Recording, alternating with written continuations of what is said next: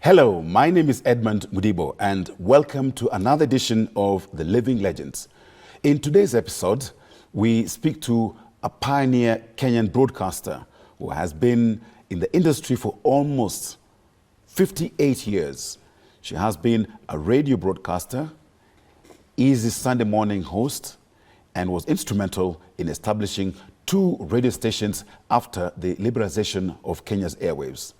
Our guest today is best known for the long-running children's program, Hello Children. On The Living Legends tonight, we speak to broadcaster Elizabeth Omolo. Karibu sana. Thank you. It's been long overdue. It's been a while. A while. You know, offset, I was asking, you still look the same. What's the secret? Well, after recording, I shall tell you the secret. I'll show you what I take, what I drink, what I eat. Yes. What time I go to bed, what time I wake up, and what I read. And I'm sure, by the way, when you're coming up, you may have seen on the radio wing, memories may have flooded back. How does it feel to have one wing named after you and the other after another legend, Leonard Mambo Botella? I was so happy to see that. And I thought this could have been done maybe 10 years ago, but then it's always the right time. It's always the right time. They did it at the right time. Yes. I was happy to read, to see that, and I realized I've been appreciated. Yeah, so that was good. Indeed, it's our token of just saying we celebrate you as a legend. But let's get back to the beginning in terms of your It's worth celebrating when I'm still alive. Don't wait when I'm in the box, then you come and tell people how good I was. Yes. So it's good to tell them when I'm still able to smile at you and talk back at you and say, no, no, no, that's not it. Yes. Yeah. Indeed, indeed. There is so much, and I know we may not really have the time, so I want to really maximize by getting back to the beginning. Tell us about your early life and education, if you may. Well, I would say to say everything will need like 24 hours or more. To say everything about me and about my career. And okay, we shall be brief. We shall summarize. Okay, I was born in Bukoba, Tanzania, because my dad and mom were there. Dad was working with the East African Railways and Harbors. So he was in the ship, so he was stationed there as I was born in Tanzania. When we came to Kenya, I went to primary school in Kisumu, then secondary school in Goi Bay, and Nyang'ori High School. From Nyang'ori High School, found myself in Nairobi. Wow. Now, after secondary school, you joined broadcasting at the then Voice of Kenya, VOK. Tell us how you got to join the institution and become a pioneer woman broadcaster, following in the steps of Muthoni Likimani. It's always interesting when you put to do something you didn't expect, you know? That's where you do your very best, because you don't know the outcome and you don't know exactly what they want to do with you. So you put in your entire ability. So when I was put in the studio for auditioning, I wasn't sure where I was going. And I was told this is radio studio. And there were 4 European ladies and gentlemen. And they talked to me for about half an hour. And I asked them one question: what is this all about? Then one of them told me, oh, we are taking you in. We are going to train you as a continuity announcer. I didn't understand what continuity announcer meant. But then the then minister had decided they needed to Africanize that department, the English service of Voice of Kenya. So I was kind of handy for them to be used to start Africanizing the station. So when they said they're going to train me as continuity announcer, then I asked, what is continuity announcer? Then they explained what the word continuity means.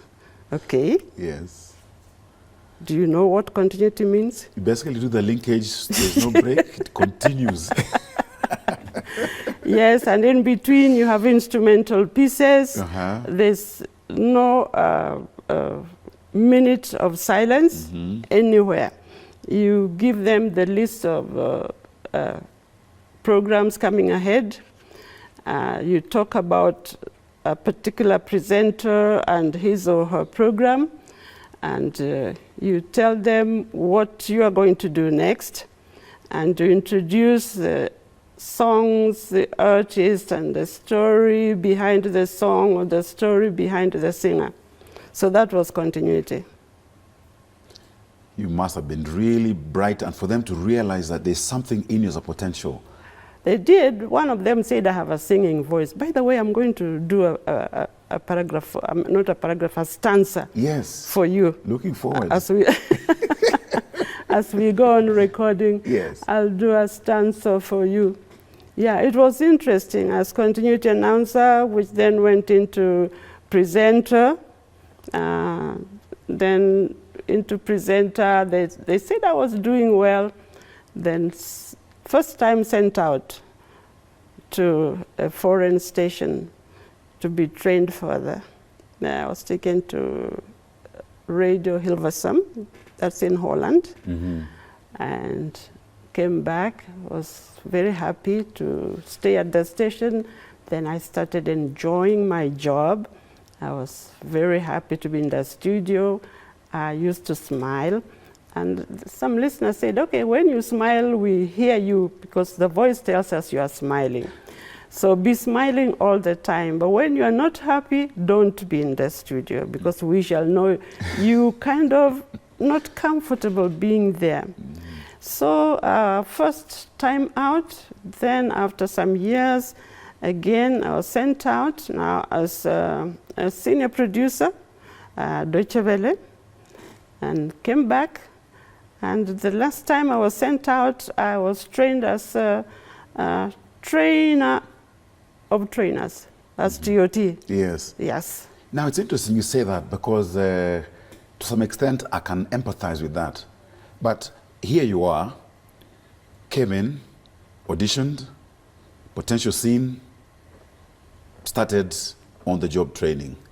There must have been a phase in terms of mentorship, in terms of training, in terms of just learning the ropes before being allowed to go on air. How was it like for you? It did. How long did it take before you went on air? 6 good months of watching what's happening, all the activities in the live studio, where it starts and ends. We used to close the station at about 11 p.m., open at 5 a.m., and I was told to come in, take notes, which I did religiously, took notes.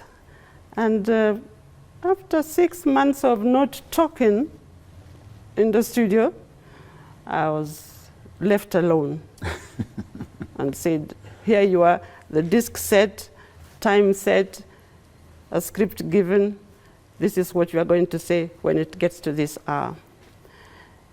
And it happened to be an LP of classical music. Then I had gone through all kinds of music when you are doing those auditioning before you are given any promotion. They ask you, what type of music is this? They play, I said, what do you call, what do you term this? What do you say about this? So classical music, fine. Set, and what did this new presenter do? I set it at 45 speed. So this ended half hour before. So I ran to the office, which was not far from the live studio, so I said, it's over, it's over. I said, no, it can't be over. I said, oh gosh. So they had to apologize on my behalf. Putting the record to go, and I couldn't make the difference then. Classical music was just too much for me. So that's the first time I was left alone in the studio. So that way they said, anyway, you're learning. But they were very polite, very kind. And they always told, you're learning. So keep it up, you're doing well. So I kind of thanked them for always correcting me very politely, very lovingly. And that's one thing I learned to do. And now, let's look at some of the programs that you did. Radio for Schools, how was it reached at and the start of this relationship with now what is known as the Kenya Institute of Curriculum Development, but then it was the KIE, Kenya Institute of Education. James Onyango Joel told them there's an announcer who can help in presentation of broadcast to schools. They were told to listen, and they accepted the voice and the language, and they said, okay, we can have her. So we were recording most of the programs. And there are times I used to come to the studio now to do continuity for broadcast to schools. But we recorded programs to schools all over the country. And a lot of people still remember that they used to run to the classroom for those programs. Yes. Yes. I did too. Only. Not just running, but also recording. Yes, and some are still running. Yes. Yeah, but it was very interesting doing broadcast to schools and then doing other programs here. And then. So like now, maybe you could remember some of your colleagues then at KIE in terms of the school's broadcasts. Any come to mind? One outstanding one is James Onyango Joel. J-O-J, Mwalimu J-O-J. Yes, yes.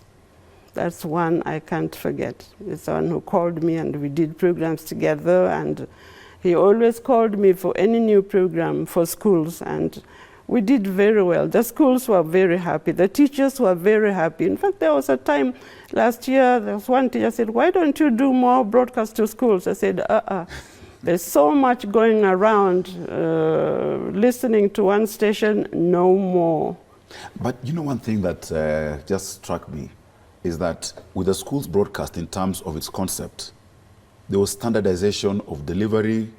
There was also affordability in terms of the lessons going out at the same time across the country. That was quite innovative.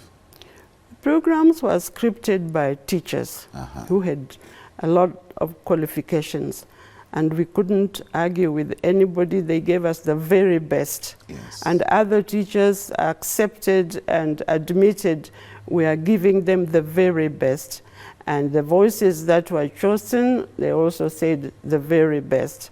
So I was happy that they liked the voice, and the contents and the subjects we put for students and pupils were all very, very current, and they had to be there. Very educative, very informative. But there are times also we had to entertain them. In fact, now speaking of entertainment, now that you're getting there, there is the Mike Mahanjam Mike. Recall sounds like hits. Yes. How was this reached at and the start of that relationship? Well, we because if I can tell you, others may not know, because on air, you had a name, Easy Lizzy. Yes, it was Easy Lizzy. And Mike was Mike Mahanjam Mike. Mahanjam Mike.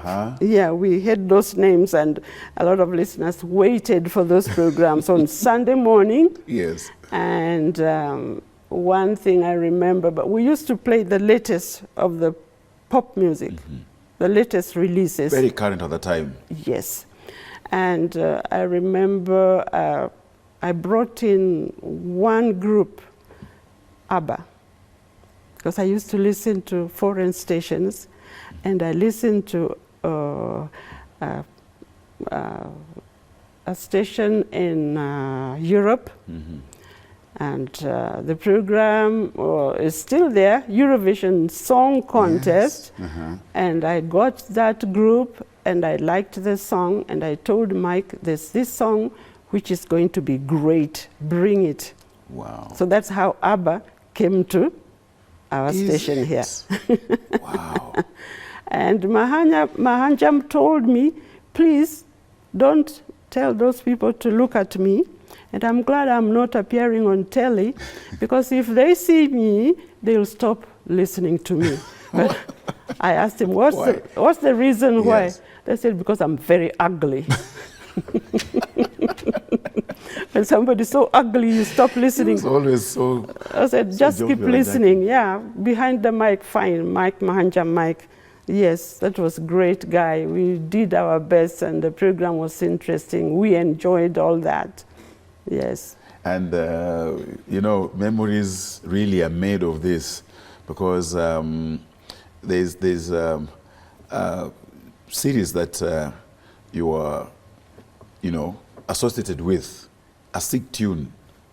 And I wonder whether you can recall how it was.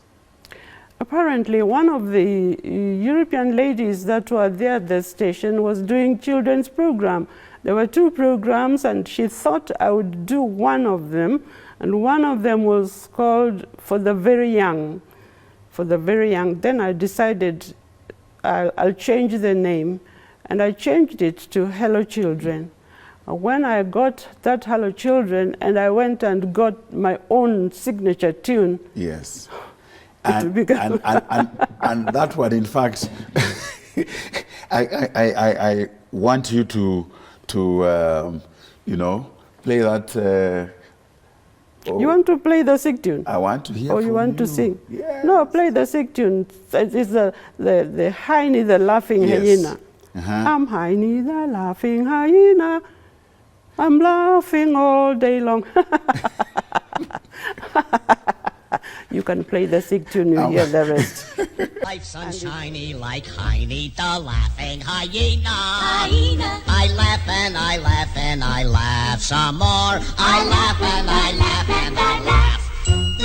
Gosh, Heine, you're a funny-looking animal. Yeah, ain't I though, Woody? You got spots all over you. Yeah. You got an ugly-looking face, too. Oh, real ugly. To tell you the truth, Heine, you're a mess. Yeah, I sure am. What I'm laughing at, I don't know. I'm Heine the laughing hyena. Hyena. I'm laughing all day long. Because when I giggle, my troubles all wiggle away where they belong. And you know, we all know that song is associated with Hello Children. Hello Children. Tell us about this program. Auntie Elizabeth. Yes. It took me to many primary schools in the country. We used to talk to the children. We sent a letter to the teachers there, said, is it possible for us to feature your children in our program? If you haven't, please listen the next 2 programs and see if you would allow your children to come to the studios if they are close by. If they're not close, then we were allowed to travel to those schools, and we had the equipment. We could record, come and edit and air it, and we had children singing their own songs and telling their own stories and poems, and they had a lot of interesting jokes. And I found out that the parents enjoyed the program more than the children. And so the parents allowed me to continue doing children's program because they wanted to know what is it I'm telling their children. So when they listened, I said, yes, it's interesting. And they waited for the signature tune. The other one said, after the sick tune, I could go anywhere else, but I wouldn't go out before I listened to Hello Children signature tune. Wow. And you know, speaking of children, you have a heart and love for children in terms of the children visits, and as you know. Yeah, there was a time I went to, they called me and said, would you come and talk to our children? And I said, in schools, I said, no, these are sick children. They need somebody to encourage them, to just talk to them, give them a smile and a promise that they're going to be well, they are going to be okay. So I went to Gertrude's Garden Children's Hospital once a week and talked to them and laughed with them and shared games with them. Then I was called at Nairobi Children's Ward, Nairobi Hospital Children's Ward, and I laughed with the children, and some of them wanted me to stay longer and be there all the time, and they would tell their parents when they come visiting later in the day. And from Nairobi Hospital Children's Ward, I was called at Kenyatta National Children's Ward, and at the hospital they enjoyed what I was doing. And then I had some friends giving me some toys and children's items and stories that I could carry with me to the ward and play with them. And there was a time I was put with some children with some kind of infectious disease. And the doctor told me, "Auntie, just be a little bit careful because this is this way and that way." Then I said, "No problem, we shall be okay. God is with us." So it went on like that In way. fact, and I know also, there's something that used to happen at Yaya Center. What was it? You could keeping the children all manner engaged. of things. Yeah. I did. There was a play, a room for children, and they advertised, if you need to shop at Yaya Center, there's Auntie Elizabeth who is going to look after your child. So there was a special room with the toys, with so many things for children. Very exciting, very interesting. So they would bring their children, I stay, play with them, and the parents come pick them when they are ready to go home. Wonderful. What a That heart one for I children. enjoyed also doing. But now also, I recall you were instrumental in setting up 2 radio services after the liberalization of the airwaves in Kenya. Metro FM. Tell us about this, and Ramogi FM also. No, yes. Metro FM was a KBC station, and we argued for some days about it being the first FM station with capital FM, and we told them we were the first. We were the first. So Metro, we gave it a name. Yes. And we had about 1,040 applications, and we had to edit it down to 12. We got the best of the presenters to start Metro FM with George Francis Ndungu and Mrs. Namai, Yulelia Namai. Yes. So I headed the station, and it was a hit. It was interesting to head a station and to play all the music that came in and the good oldies, plus having a good old friend, the late Tony Msalame, on Saturday, and Nicola Miao. Yes. Yeah, they had the best of the announcers on Metro FM, and half of them ended up in the US and they have never come back. So we chose the best, but I wasn't very happy when they did away with it. It was a beautiful station, Yes. Metro FM. But then the time I had gone to Deutsche Welle, when I came, I was heading English service also. So I enjoyed heading those stations, and Ramogi had been there before me, and apparently they just wanted it brought up a bit, picked up where it had stopped or where it was left by the previous presenters. And they called me if I could lift the station up. So I went to head Ramogi FM, Ramogi Radio, and I did that for 10 good years, and it was enjoyable and it was successful. Wonderful. Indeed, indeed. And Legacy apparently, in let person. me tell you something. Yes. The first few days when I went and I sat with them in the office, they were asking me, "Are you really going to speak the Luo?" Then I said, "What do you mean?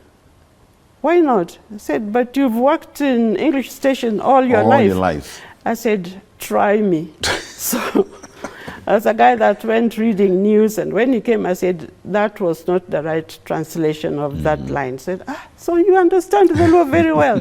I said, "Yes, I do. And I'll be correcting you, and we are going to speak the Luo together, and we are going to work together." Wonderful, wonderful. Now, you're also a news anchor. How were you Wow. picked for this role? Because that's a space also I can Yeah, empathize with. news reading. Yes. There was a time they were recruiting news readers, and they decided to get readers from within first. So I was in the list of those who could read radio news. And then time came up when they decided I could also do TV news. But before TV news, I was doing Hello Children on TV also. Yes. So I did both radio and TV news reading. All very interesting, but there were times that you would panic. You know why? When you have a script from the office of the president, what we call now breaking news. Yes. So the boss would come with a script. You are already on air. He comes with a script. He sits the other side of the window. They hand over the script to you while you're on air, and they said, immediately, read it immediately, now, before the next item. And you, no, don't panic, just do what you can. And they said, there you are. So that also elevated me, because I always did my best, and I didn't make any mistake. When the boss is seated there waiting to hear how you're reading, the language, the speed, the articulation, did they hear what you are saying? Did you make them know what this is all about? I said, yes, my mood did. Wonderful. Emotions did. Yes. And now, tell us about the delivery expected when there's a tragedy of a major event in the country. Yeah, that's another part of this career. You know, when there's a tragedy, you have to change your face a bit. There are emotions which go with those tragedies. When there's an accident, whether somebody died or not, you should not be smiling when reading about an accident. Some of our readers, they smile as they read about an accident. This is wrong. When you are reading about a wedding ceremony, it's different from a tragic road accident. In a wedding, you'll be smiling, you can laugh, you talk. Of course, the emotions have to be different, but when there's an accident, more so with the school children, some have died, some are severely injured and they're in hospitals, you feel as a mother, and with emotions, you're with them. They feel you because you're feeling them. You're feeling their kind of mood and their situation and the circumstances, that whatever they are going through, they're feeling. You're connecting emotionally. Yes, empathy. You are with them. Yes. And they said, yes, you read it with the correct emotions. Now, in 1982, there was a coup attempt directly affecting VOK staff. What was that first week of August 1982 like for you and your colleagues? Because you're part of it in terms of the experience. Share with us. Yeah, I had been in hospital for a major operation. I had been discharged a week earlier, and I just got a call, Elizabeth, we are coming for you to the studio. And I said, I'm not well. Yeah, we know you are not well, but we are sending a vehicle. Just carry your bed sheets and a few things you need, like toothbrush, toothpaste, and a few clothes to change. So within half an hour, there was KBC vehicle at the gate, and I had to come with my bed sheets. They told me, there's a mattress for you and a blanket, but carry your bed sheets. So I was here in one of the rooms. One of the studios. In the streets. I call them streets. The streets, yes. Yes. For about 5 days. You'd be taken home maybe to change. If you don't want to have a shower here, they will take you home later in the day to go have a shower and So you're change. literally staying here? Yes, we did. I did. And I've never wanted to talk about it all along. I never want to remember it. I never wanted to talk about it. And very few people heard me talk about it until now you've asked me. Wow. Yes. Interesting. Now, Tell us about the delivery expected. I mean, when you look at now, we moved on to evolution of broadcast media over time between then and even now. You must have observed from where you sit, you look at the rearview mirror in the present time into the future. Yeah, very briefly. Then, to be a broadcaster was somebody very special, and people respected you. Even a minister would stand up for you if you walked into a room. Ah, you are so and so. Nice to meet you. Just been listening to you. Nice to meet you. And you had to decide where you really want to be. You want to be a broadcaster, or you want to be music, or you want to be a singer, or you want to be a secretary in a broadcasting station, or what is it you want? It's a career that was very special, very, very special. And people respected us so much that well, with humility, I carried on. But I didn't like the idea of you walking into supermarket and people start whispering, that is so and so, that is so and so. Then they said, no, see, no, she's the one, she's the one. Then they would send one of them to come and say hello to me just to hear the voice. I said, niliwaambia. Niliwaambia ni huyo. She's the one, she's the one. So we lacked Yes. privacy. Yes. Hakuna. You become a public person. I mean, you don't own yourself. No, you have no privacy at all. Wherever you go, even to go have lunch somewhere or dinner somewhere, people already recognized you and wanted to shake hands with you, wanted to talk with you.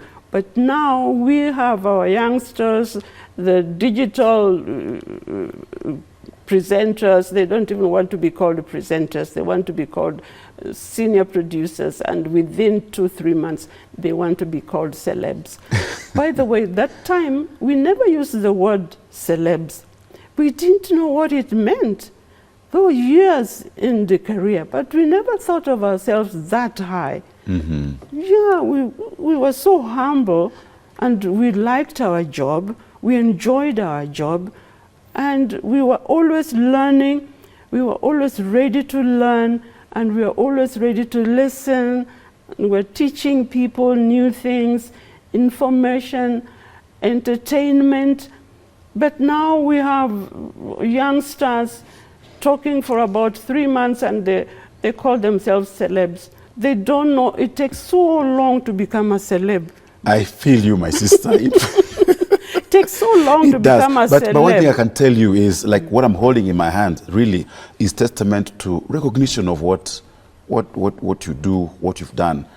Order of the Burning Spear, MPS, third class. Oh, in my career. And I can see you've got Oh. them there. Oh, yes. And another one here again, that is the Order of the Grand Warrior of Kenya. Oh. You don't buy these in the supermarket. No, you don't. And you can't sell them either. And you can't sell them either. No. I was happy, they appreciated. Those were forwarded, the names were forwarded by the employer. They said, we have so-and-so who is doing so well. We think is worthy of. Yes, she needs to be appreciated. We need to accommodate her in that list of commendation from the president, from the government. So that's how I got 1, 2, 3, 4. Yes. 5. These are my certificates. These are my certificates.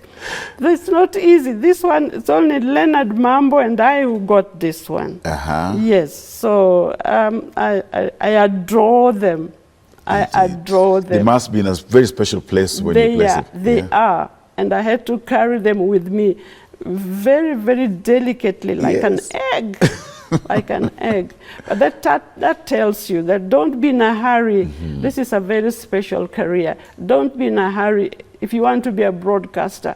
A broadcaster in a very special language, in a very special way, in a very special format, in a very special attitude also matters. How do you talk to your listeners? How do you say bye-bye to them? What kind of topics do you come up with? Because you're supposed to be very creative, and not repeating one song every other day. You got to look out for new songs, good songs, meaningful lyrics, okay? So you take time to be a celeb. Don't be in a hurry. The field is wide, it's free, it's open. Take your time to be a celeb, but take time to train. Look for the best of the mentors. They are there. Don't be in a hurry to be a celeb, and mind your language on radio. Sometimes it's pathetic. Not fit for broadcast. Not fit for. We used to have some music, it's not fit for broadcast. You don't touch it.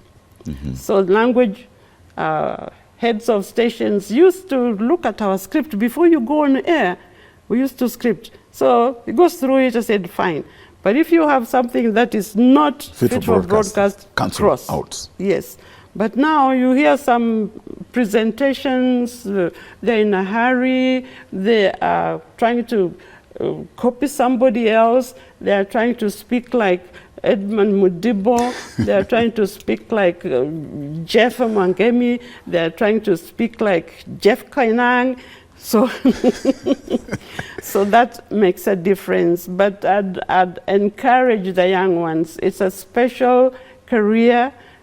Don't be in a hurry. Take your time and choose where to train, because there have been mushrooming colleges.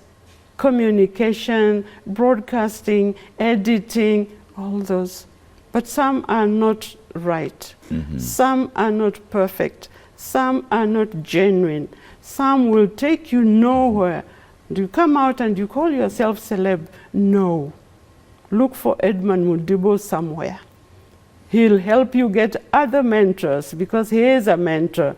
And you'll get other mentors, and we shall be glad to mentor you. We shall be glad to encourage you, to be with you in the studios as you see, as you watch, as you follow up, as you take notes of what goes on in both radio and TV studios. It has been a pleasure hearing from Elizabeth Omolo about her life and times in broadcasting. She still hosts Hello Children and Sunday morning devotions on KBC English service, where she established her career as a broadcaster. Aunt Elizabeth has been instrumental in the establishment of 2 radio stations after the liberalization of the airwaves. Thank you very much for being our guest in this episode of The Living Legends. And as we wind up, could you hear that stanza, that song? Because you could sing for us. Yeah, yes, that part of me that most people don't know. Blessed assurance, Jesus is mine. Oh, what a state of glory divine, heir of salvation, purchase of God, wash in his spirit, wash in his blood. This is my story, this is my song, praising my Savior all the day long. This is my story, this is my song, praising my Savior all the day long, praising my Savior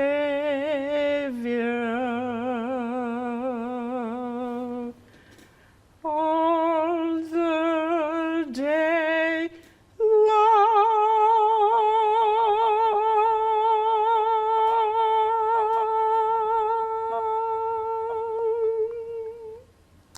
Thank you for watching. I'm Edmund Mudibo.